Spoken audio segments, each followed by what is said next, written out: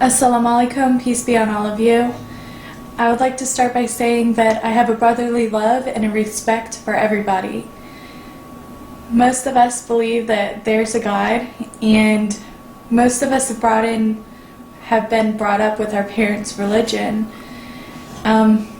Religion shouldn't be a point of dispute. Instead, it should be a point where we're all united, because we're all here on earth for a short time, and in the end it's going to seem like just a day.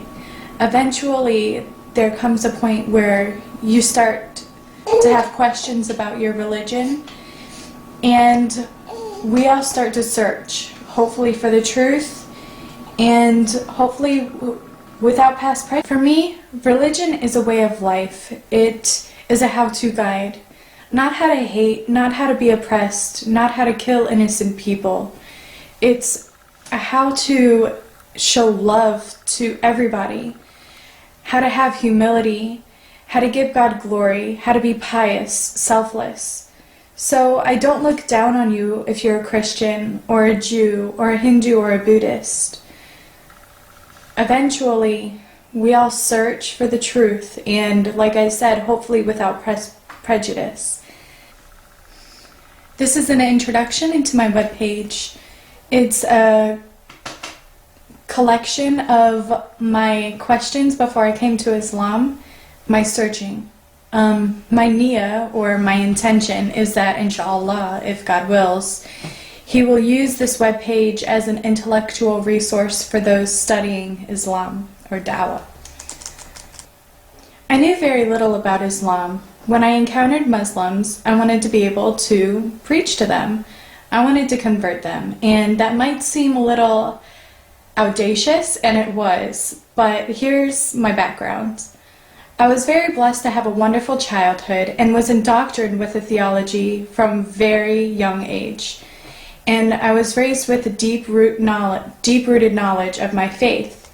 For example, the Heidelberg Catechism, Canons of Dort, and shorter and longer catechism were regular reference guides for the kind of studying that I regularly did as a child. I was raised as a Presbyterian Protestant Christian, went to church 2 times on Sundays, went to catechism and prayer meetings on Wednesdays, was raised in a Christian private school all my life, have 3 uncles who are ordained ministers, and my father is an extraordinary man who's also an ordained minister. My grandparents were missionaries to Africa, Kenya. One of my uncles is currently on the mission field in South Africa, preaching mainly to Muslims. I praise God for my childhood, and I wouldn't trade it for the world.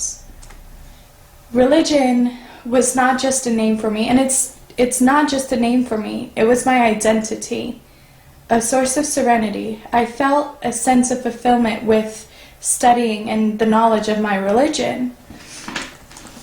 So I felt very confident in my faith, and I'd propagated Christianity before and thought I would have no trouble talking to these Muslims about religion.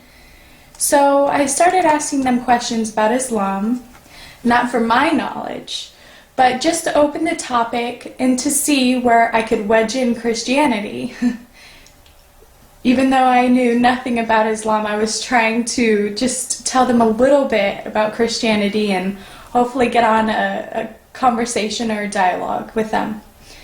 The person I spoke to knew that I was a devout Christian and told me that he believed in Jesus. As a Muslim, he believed in Jesus, and that Mary was a virgin, and that Jesus healed the sick, the blind, the lepers, and that he believed that Jesus was one of the greatest prophets, like Abraham, David, Noah, Jonah, Moses, etc., who all did miracles, not with their power, but with God's, which really surprised me. I didn't know that they believed that. I told him that I heard someone say that Muslims worship Muhammad, which is hilarious now thinking about it, but that was my distorted view of Islam. I knew nothing about it. So he told me that I told him that I heard that Muslims believe that Muhammad was the Messiah instead of Jesus. He believed that Jesus was the Messiah, translated Christ. And he laughed and said that he believed that there was only one God. And this God created the universe. He sustains it. He is absolute and eternal. He was never born. He does not procreate. He's not a man. And he is above comprehension. So he can't be Muhammad. I started explaining the theology behind Jesus' divinity. The person was not convinced at all and said he believed in only one God, and he's not a man. I told him that I too only believed in one God, and he's not a man, which sounds funny now, but as a Christian, you honestly believe something that has been placed into you as a child. My father and my family, they weren't trying to deceive me. Your family's not trying to deceive you. So when you're a child, you don't question what they tell you. You just take it as fact. And that's the difference between being a child and being a mature adult.